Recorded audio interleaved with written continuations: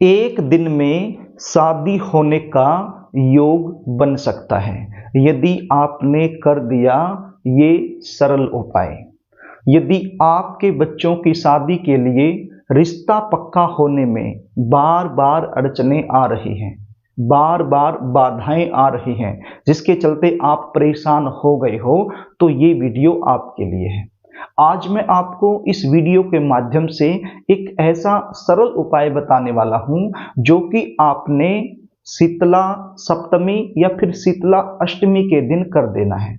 अब की बार शीतला सप्तमी 21 मार्च को है और शीतला अष्टमी 22 मार्च को है। तो इन दोनों दिनों में से किसी भी एक दिन यदि आपने ये उपाय कर दिया तो आपके बच्चों की शादी में आ रही बड़े से बड़ी अड़चन तत्काल दूर हो जाएगी और जल्द से जल्द शादी होने का एक प्रबल योग बन जाएगा। ये उपाय यदि बच्चे खुद करना चाहें तो खुद भी कर सकते हैं, लेकिन मुझे पता है आजकल के जो बच्चे होते हैं उनके पास उपाय करने के लिए समय नहीं होता है। तो ऐसी सिचुएशन में बच्चों की माता ये उपाय जरूर करें, और यदि बच्चों की माता भी नहीं कर पाती है तो बच्चों के पिता भी ये उपाय कर सकते हैं। कई बार सिचुएशन क्या होती है, आप बच्चों की शादी के लिए बहुत ज़्यादा प्रयास करते हो, कोशिश करते हो, जिसके चलते रिश्ते भी आते हैं, बातें भी चलती हैं, लेकिन फाइनल नहीं हो पाता है। देखने वाले आएंगे, देख कर चले जाएंगे, लेकिन किसी भी प्रकार का पॉजिटिव रिप्लाई सामने से आपको मिल नहीं पाएगा। कुछ ऐसे रिश्ते आएंगे जो आपके लेवल के नहीं हैं, आपको पसंद नहीं है, आपके बच्चों को पसंद नहीं है, तो आप अपनी तरफ से मना करते रहोगे। और कोई ऐसा रिश्ता जो आपके लेवल का है, आपको पसंद है, आप वहां करना चाहते हो, तो वो रिश्ता सामने से पक्का नहीं हो पाएगा। ऐसी सिचुएशन में बच्चों की उम्र निकलती जाएगी, जबकि आपके बच्चे दिखने में सुंदर हैं, अच्छी खासी उनकी जॉब भी है या फिर अपना खुद का काम है, भगवान की कृपा से आपका बैकग्राउंड भी काफी अच्छा है। इतना कुछ होने के बावजूद भी शादी के लिए रिश्ता पक्का होने में बार बार अड़चनें आती रहती हैं। इसका मुख्य कारण क्या होता है, जन्म कुंडली का सप्तम भाव या फिर सप्तम भाव का स्वामी यदि अलगाववादी ग्रहों के प्रभाव में आ जाए तो इस प्रकार की सिचुएशन बन जाती है। तो प्रिय दर्शकों, यदि इस प्रकार की सिचुएशन आप लोगों के साथ बनी हुई है तो इस वीडियो में अंत तक मेरे साथ जुड़े रहें। जो उपाय आपको बताने वाला हूं इसको आप अच्छे से समझ लें।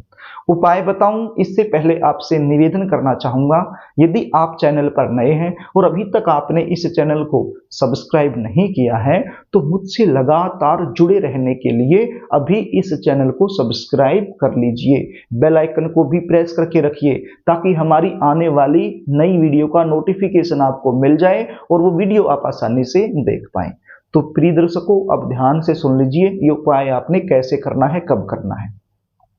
21 मार्च शीतला सप्तमी और 22 मार्च शीतला अष्टमी, इन दोनों दिनों में से किसी भी एक दिन आप ये उपाय कर सकते हैं। सुबह से शाम तक किसी भी समय आप ये उपाय कर सकते हैं। ये उपाय करने के लिए आपके पास क्या होना चाहिए, एक दीपक होना चाहिए आटे का। आपके घर में आटा है गेहूं का, उस आटे को गूंथ कर एक मिट्टी का दीपक, माफ कीजिएगा, एक आटे का दीपक आप तैयार कर लीजिए और उस आटे के दीपक में तिल का तेल आप भर लीजिए। कौन सा तेल, तिल का तेल आप उसमें भर लीजिए और एक जोड़ा लौंग उसमें अंदर आप डाल लीजिए, यानी कि 2 लौंग बिल्कुल साबुत होनी चाहिए, फूल वाली साफ सुथरी 2 लौंग आप उसमें डाल लीजिए और एक चुटकी सफेद चंदन और एक चुटकी पीला चंदन इसमें आप डाल लीजिए। अब ये पीला चंदन और सफेद चंदन कहाँ से मिलेगा, पंसारी की दुकान से मिल जाएगा, जहां से पूजा का सामान मिलता है वहां से आपको मिल जाएगा। और यदि पहले से आपके घर में अवेलेबल है तो वो भी आप प्रयोग में ले सकते हो। तो आपने एक आटे का दीपक तैयार किया, इस दीपक में बत्ती नहीं रखनी, केवल तिल का तेल डालना है, उसके अंदर 2 लौंग रखनी है, एक चुटकी सफेद चंदन और एक चुटकी पीला चंदन, केवल यही चीजें रखनी है, इसके अंदर बत्ती नहीं रखनी। इतना आपको समझ में आ गया। आगे सुनिए, एक स्टील का लोटा आप ले लीजिए, स्टील के लोटे में आप जल भर लीजिए और उसके अंदर थोड़ा सा कच्चा दूध आप डाल लीजिए, यानी कि बिना गर्म किया हुआ दूध आप डाल लीजिए। यदि गाय का दूध उपलब्ध है तो अति उत्तम है, यदि गाय का नहीं है तो भैंस का भी चलेगा या फिर बाजार से जो पैकेट का दूध आता है वो भी चलेगा, लेकिन ठंडा होना चाहिए, गर्म नहीं होना चाहिए। ये चीजें आपको समझ में आ गई। अब ये दो चीज आपके पास हो गई, एक तो ये दीपक जिसके अंदर सारी चीजें आपने डाल ली जो मैंने आपको बताया, और एक ये लोटा पानी का। अब ये दोनों चीजें लेकर आप चले जाइए नीम के पेड़ के नीचे। आपके आसपास कहीं पर भी नीम का पेड़ हो, चाहे पार्क में हो, चाहे मंदिर में हो, या फिर कहीं और हो, तो नीम के पेड़ के नीचे आप चले जाइए। देखिए यहाँ पर एक ऑप्शन और मैं बताऊंगा, यदि नीम का पेड़ आपके आसपास नहीं है तो एक ऑप्शन और मैं बताऊंगा। आप वीडियो में जुड़े रहें और जो उपाय बता रहा हूं इसको अच्छे से समझते रहें। तो नीम के पेड़ के नीचे आप चले गए। नीम के पेड़ के नीचे जाकर ये जो पानी का लोटा है, नीम के पेड़ की जड़ में आप इसको डाल दीजिए। अपनी मनोकामना बोलते हुए, अपने बच्चे का नाम बोलते हुए, अपने बच्चे का गोत्र बोलते हुए, जल्दी शादी होने की प्रार्थना करते हुए ये पानी का लोटा आप नीम के पेड़ की जो जड़ है उसमें डाल दीजिए। और ये जो दीपक आप लेकर आए हो, ये भी आप नीम का जो पेड़ है उसकी जड़ के पास आप रख दीजिए और हाथ जोड़ करके अपने बच्चे के शीघ्र विवाह होने के लिए प्रार्थना कीजिए। चाहे लड़का हो या लड़की हो, जिसके लिए भी आप ये उपाय कर रहे हो, उसकी जल्दी शादी होने के लिए आपने प्रार्थना कर लेनी है।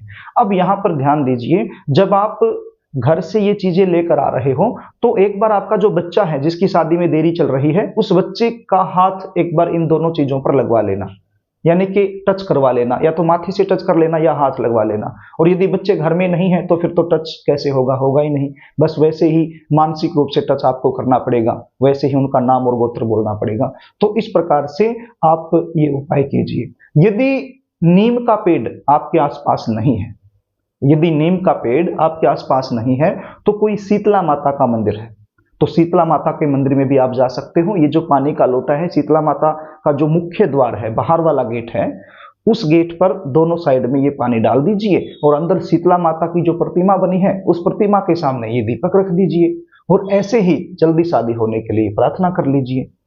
प्रिय दर्शकों, नीम का जो पेड़ होता है, नीम के पेड़ में शीतला माता का वास बताया गया है। शीतला माता का जो वास है वो नीम के पेड़ में बताया गया है, इसलिए नीम के पेड़ के नीचे यदि आप ये करते हो तो अति उत्तम रहेगा। तो इस प्रकार से ये छोटा सा उपाय आपने करना है, बिल्कुल सरल है लेकिन चमत्कारी है।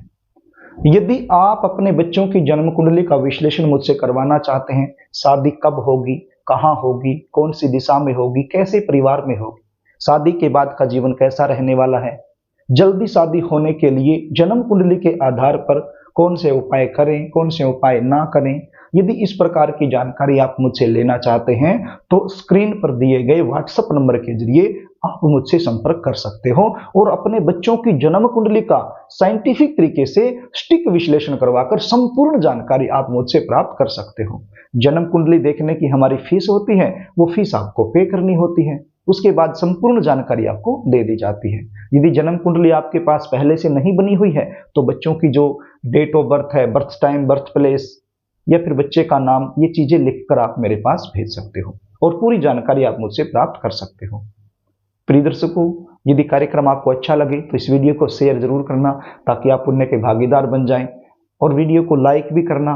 और एक बार फिर आपसे निवेदन कर रहा हूं, यदि चैनल आपने सब्सक्राइब नहीं किया है तो मुझसे लगातार जुड़े रहने के लिए चैनल को सब्सक्राइब जरूर कर लेना। आज के लिए बस इतना ही, आगे फिर मिलेंगे, तब तक के लिए नमस्कार।